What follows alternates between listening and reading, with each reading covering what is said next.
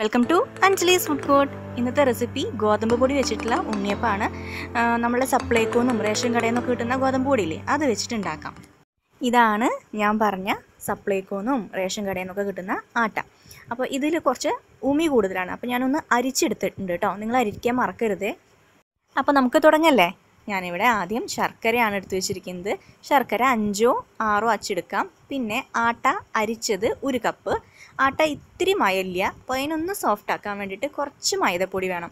ഞാൻ ഇടുന്ന സമയത്ത് കറക്റ്റ് അളവ് പറഞ്ഞുതരാം കേട്ടോ. പിന്നെ ഇതാ റവ എടുത്തിട്ടുണ്ട്, അതും ഞാൻ അളവ് അപ്പോൾ പറഞ്ഞുതരാം. നെയ്യ് ആവശ്യത്തിന്, 2 ചെറുപഴം. നമ്മളുടെ ഉണ്ണിയപ്പൊക്കെ ഉണ്ടാക്കില്ലേ, അത് തന്നെയാണ്, ഒരു പാടുമില്ല. പിന്നെ ചെറിയ കഷ്ണങ്ങളാക്കിയ തേങ്ങാക്കൊത്ത്. തേങ്ങാക്കൊത്ത് ഇല്ലെങ്കിൽ നിങ്ങൾക്ക് നമ്മളെ കറുത്തള്ളില്ലേ, അതൊക്കെ ചേർക്കാം കേട്ടോ, കുഴപ്പമൊന്നുമില്ല. ഇവിടെ നമുക്ക് തേങ്ങയ്ക്ക് ക്ഷാമമൊന്നുമില്ല നാട്ടിലായതുകൊണ്ടേ. അപ്പോൾ തേങ്ങ ചെറിയ കഷ്ണങ്ങളാക്കിയത്. പിന്നെ 1/2 ഗ്ലാസ് വെള്ളത്തിൽ 1 ശർക്കര അലിയിച്ചെടുക്കണം, അതായത് ശർക്കരപ്പാനി ആവുന്ന സമയം കൊണ്ട് നമുക്ക് ബാക്കിയുള്ള പണികൾ ചെയ്തെടുക്കാം. അപ്പോൾ അതിനായിട്ട് ഞാൻ ആദ്യം ചെയ്യുന്നത് എന്താണ്, നമ്മളെ തേങ്ങ ഒന്ന് വറുത്തെടുക്കണം. എന്തിൽ? നെയ്യിൽ. 1.5 ടേബിൾ സ്പൂൺ നെയ്യ് ഒരു ചെറിയൊരു കടായിൽ ഒഴിച്ചിട്ട് അതൊന്ന് ചൂടാകുമ്പോൾ 3ഓ 4ഓ ടേബിൾ സ്പൂൺ തേങ്ങ കൊത്തിയരിഞ്ഞത് ഇട്ടിട്ട് ഫ്രൈ ചെയ്തെടുക്കുക. അടുത്ത പണി നമ്മളുടെ പൊടികളുടെ അളവ് പറഞ്ഞിട്ടുള്ളതാണ്. ഇപ്പോൾ 1 കപ്പ് ആട്ടയാണ് അരിച്ചെടുത്ത ആട്ട. ആൾ ഇത്തിരി ബലവാനാണ്. ആളിനെ ഒന്ന് സോഫ്റ്റ് ആക്കി എടുക്കാൻ എന്താ വേണ്ടത്? കുറച്ച് മൈദ ചേർത്ത് കൊടുക്കണം. 1 കപ്പ് ആട്ടയ്ക്ക് 1/4 കപ്പ് മൈദ ചേർത്ത് കൊടുത്തു.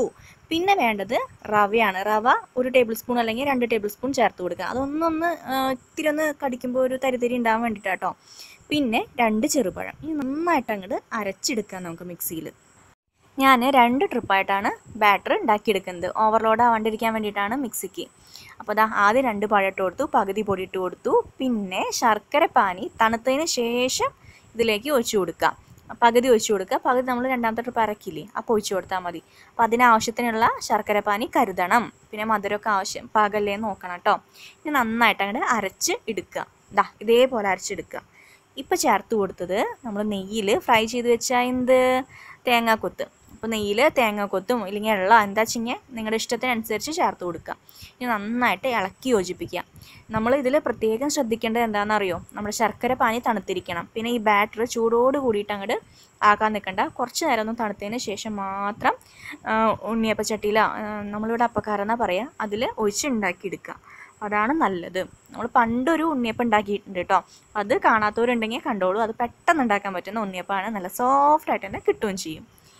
ഇനി നമ്മുടെ ഉണ്ണിയപ്പക്കാരം നന്നായിട്ട് ചൂടായതിന് ശേഷം ഇതിലേക്ക് വെളിച്ചെണ്ണ ഒഴിച്ചു കൊടുക്കുക. നിങ്ങൾക്ക് നെയ്യിൽ ഉണ്ടാക്കണം വെച്ചെങ്കിൽ നെയ്യിൽ ഉണ്ടാക്കിക്കോളൂ, കുഴപ്പമൊന്നുമില്ല. ഞാൻ അപ്പോൾ വെളിച്ചെണ്ണയിലാണ് ഉണ്ടാക്കുന്നത്. അപ്പോൾ ഈ നന്നായിട്ട് അങ്ങോട്ട് ഒഴിച്ചു കൊടുക്കുക തന്നെ വെളിച്ചെണ്ണ. ഒറ്റ ട്രിപ്പ് ഇങ്ങനെ ഒഴിച്ചു കൊടുത്താൽ മതി. പിന്നെ ഒന്ന് കുറയണതിനനുസരിച്ചിട്ട് വീണ്ടും വെളിച്ചെണ്ണ ചേർത്ത് കൊടുക്കുക കേട്ടോ. ഇപ്പോൾ നമ്മുടെ വെളിച്ചെണ്ണയൊക്കെ നന്നായി ചൂടായി. ഇനി എന്ത് ചെയ്യണം, 1/4 ഭാഗത്തോളം ഒരു കുഴുതലെടുത്തിട്ട് നമ്മളുടെ ബാറ്റർ ഇതിലേക്ക് ഓരോ കുഴികളിലേക്ക് ഒഴിച്ചു കൊടുക്കുക. 1/4 ഭാഗം ഒഴിച്ചു കൊടുത്താൽ മതി, ഫുള്ളാക്കാൻ നിൽക്കണ്ട, അത് വീർത്ത് വരും, അതുകൊണ്ടാട്ടോ. അപ്പോൾ നമ്മൾ ഒഴിച്ചു കൊടുത്തു. അപ്പം കണ്ടില്ലേ, നമ്മൾ തൊട്ടപ്പുറത്തേക്കുള്ള കുഴികളിലേക്ക് ഈ എണ്ണ ചെല്ലും. എല്ലാത്തിലും ഒരുമിച്ച് ഇങ്ങനെ ഫുള്ളാക്കി നിറയ്ക്കേണ്ട ആവശ്യമൊന്നുമില്ല കേട്ടോ. അപ്പോൾ ഇതിങ്ങനെ ഒഴിക്കും തോറും ആ കുഴിയിൽ നിന്ന് അപ്പുറത്തെ കുഴിയിലേക്ക് വെളിച്ചെണ്ണ എത്തിക്കോളും. അപ്പോൾ അതാ നന്നായിട്ട് ചൂടായി തുടങ്ങിയിട്ടുണ്ട്. അതൊന്ന് ആവുമ്പോൾ അപ്പുറം മറിച്ചിടാം. അങ്ങനെ 2 ഭാഗവും റെഡിയാക്കി എടുക്കാം. നമ്മൾ സാധാരണ അരി കൊണ്ടുള്ള ഇതുണ്ടല്ലോ, ഉണ്ണിയപ്പം, അതുപോലെ കഴിക്കാമെന്ന് വിചാരിക്കേണ്ട. നമ്മൾ പഴമുണ്ടൊക്കെ കഴിക്കില്ലേ, അതേപോലെ നല്ല ടേസ്റ്റ് തന്നെയാണ് അതിന്. ഒരു ഉണ്ണിയപ്പത്തിൻ്റെ പോലെ ഉണ്ടാക്കിയെടുക്കാന്നേ ഉള്ളൂ.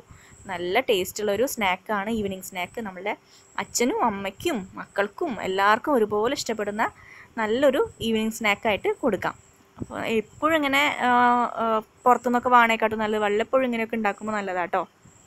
അപ്പം മറുഭാഗം ആയി കഴിഞ്ഞു. ഇനി നമുക്ക് ഒരു ചെറിയ സ്പൂണോ കോലോ പപ്പടക്കമ്പിയോ എന്തെങ്കിലുമൊക്കെ വെച്ചിട്ട് ഇതുപോലെ അങ്ങോട്ട് കോരിയെടുക്കാം. അപ്പോൾ ഞാൻ ഇതിലത്തെ കുറച്ച് ഓയിലൊന്ന് മാറ്റിയിട്ടുണ്ട്, കാരണം എനിക്ക് ഓയിൽ കണ്ടപ്പോൾ ഭയങ്കരമായിട്ട് പേടിയായി. അതുകൊണ്ട് ഞാൻ കുറച്ച് അങ്ങോട്ട് സ്പൂൺ വെച്ചിട്ട് മാറ്റിയെടുത്തു കേട്ടോ. ഞാൻ ഇതിൽ വെച്ച് ഇത്ര തന്നെ അധികം ഓയിൽ ഒഴിക്കാണ്ട് തന്നെ ഉണ്ടാക്കാൻ പോകുന്നത്. ഉണ്ണിയപ്പൊക്കെ ഉണ്ടാക്കുമ്പോൾ നമ്മൾ ശരിക്കും ഇങ്ങനെ നിറച്ച് വെളിച്ചെണ്ണയിൽ അങ്ങോട്ട് തിളപ്പിച്ച് അതിൻ്റെ ഉള്ളിൽ ഇങ്ങനെ കോരി ഒഴിക്കുന്നതല്ലേ നല്ല ടേസ്റ്റായിട്ട് കിട്ടുകയെന്ന് വിചാരം. പക്ഷേ ഇതിന് എനിക്ക് ഈ എണ്ണ കുടിക്കുമോ എന്നുള്ള പേടി ഉണ്ടായിരുന്നു. പക്ഷേ വലിയ കാര്യമായിട്ട് എണ്ണയൊന്നും കുടിച്ചിട്ടില്ല. അപ്പോൾ ഞാൻ അതിൽ നിന്ന് കുറച്ച് എണ്ണ മാറ്റിയെന്നാണ് പറഞ്ഞു വരുന്നത്. ഇപ്പോൾ ഞാൻ നമ്മളുടെ ലാസ്റ്റ് ട്രിപ്പ് അപ്പാണ് ഉണ്ടാക്കാൻ പോകുന്നത്. അതായത് 5ാമത്തെ ട്രിപ്പാണ് ഉണ്ടാക്കുന്നത്. അങ്ങനെ 7 എണ്ണം. അപ്പോൾ എത്രയാണ്? 7 35. അപ്പം നമുക്ക് കിട്ടിയിട്ടുണ്ട്. നമ്മൾ പിശുങ്ങി ഉണ്ടാക്കുകയാണെങ്കിൽ ഒരു 2-3 എണ്ണമൊക്കെ എക്സ്ട്രാ കൂടെ ഒപ്പിക്കാം. പിന്നെ അതുപോലെ തന്നെ ശർക്കര പാനി കുറച്ച് കൂടുതൽ ഒഴിച്ചിട്ട് ഒന്നും കൂടി ലൂസാക്കി എടുക്കുകയാണെങ്കിൽ നമുക്ക് ഇഷ്ടം പോലെ അതിനനുസരിച്ച് കൂടും അപ്പം ഞാനിത് കറക്റ്റ് തിക്കാക്കിയിട്ട് തന്നെ എടുത്തേക്കുന്നത്. അതുകൊണ്ടാണ് കറക്റ്റ് ഇത്ര അപ്പം ഞാൻ പറഞ്ഞത് കേട്ടോ. നന്നായിട്ട് വെട്ടി തിളയ്ക്കുന്ന ഓയിലിലേക്ക് തന്നെ ഇടാൻ നോക്കുക. ഓയിൽ അല്ലെങ്കിൽ വെളിച്ചെണ്ണയോ നെയ്യോ നിങ്ങളുടെ ഇഷ്ടത്തിനനുസരിച്ച് ഉണ്ടാക്കിയെടുത്തോളൂ. അപ്പോൾ കൂടുതൽ ഇങ്ങനെ വെളിച്ചെണ്ണയൊക്കെ കാണുമ്പോഴേ ഒരു ടെൻഷനാണ്. ഇതിവിടെ എന്നും ഇങ്ങനെ ഓരോന്നോരോന്ന് ഉണ്ടാക്കുമ്പോഴേ ഞാനിപ്പോൾ ഇതൊന്നും ഒരെണ്ണം കഴിക്കും. പിന്നെ ബാക്കിയുള്ള എൻ്റെ ഹസ്ബൻഡ് കഴിക്കും, ഇവിടുത്തെ അമ്മയും അച്ഛനൊക്കെ കഴിക്കും. എന്നാലൊക്കെ അവർക്ക് കൊടുക്കാനും ഇപ്പോൾ പേടിയാണ്. കാരണം എന്നും ഓരോന്ന് ഉണ്ടാക്കുമ്പോൾ എല്ലാവരും ചോദിക്കും എന്നും അഞ്ജുവിൻ്റെ വീട്ടിൽ ഓരോന്നോ അല്ലേന്ന്. അപ്പോൾ അതൊക്കെ കേൾക്കുമ്പോൾ ഒരു പേടി. ഇപ്പോൾ ഭയങ്കര അസുഖങ്ങളും കാര്യങ്ങളൊക്കെ അല്ലേ. അപ്പോൾ നിങ്ങളും കഴിയുന്നതും എണ്ണയൊക്കെ കുറയ്ക്കുക.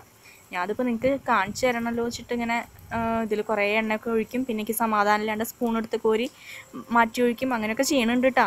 അപ്പോൾ എല്ലാം ഇങ്ങനെ പക്കായിട്ട് കാണിച്ചു തരുന്നില്ല. അപ്പോൾ ഞാൻ പറഞ്ഞു തരികയാണ് ഇങ്ങനെയൊക്കെയാണെന്ന്.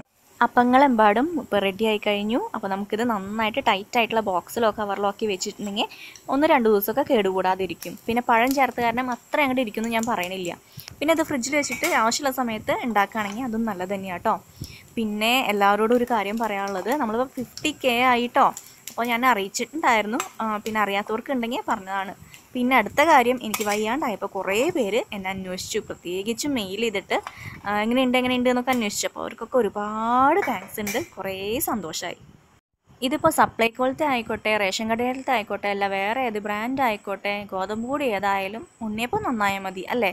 അപ്പോൾ നിങ്ങൾ എന്തായാലും ഗോതമ്പ് പൊടി വെച്ചിട്ട് ഉണ്ണിയപ്പം ട്രൈ ചെയ്ത് നോക്കിക്കോളൂ. നന്നായിട്ട് തന്നെ കിട്ടും. പിന്നെ ഈ അരിപ്പൊടിയും അരി കൊണ്ടുമൊക്കെ ഉള്ള ഉണ്ണിയപ്പത്തിൻ്റെ ടേസ്റ്റ് മനസ്സിൽ കണ്ടിട്ട് ഇത് കഴിക്കരുത്. കാരണം ഗോതമ്പ് പൊടിയുടെ ടേസ്റ്റ് നിങ്ങൾക്കറിയാലോ, അതുപോലെ ആയിരിക്കും നമ്മളുടെ ഈ ഉണ്ണിയപ്പത്തിൻ്റെയും ടേസ്റ്റ് ഉണ്ടാവുക. അപ്പോൾ അരിപ്പൊടി കൊണ്ടുള്ള ഉണ്ണിയപ്പം പോലെ ആയില്ലല്ലോ അഞ്ചുവോ എന്ന് പറയണ്ടെന്നാണ് പറയുന്നത്. അപ്പോൾ എല്ലാവരും ട്രൈ ചെയ്ത് നോക്കുക.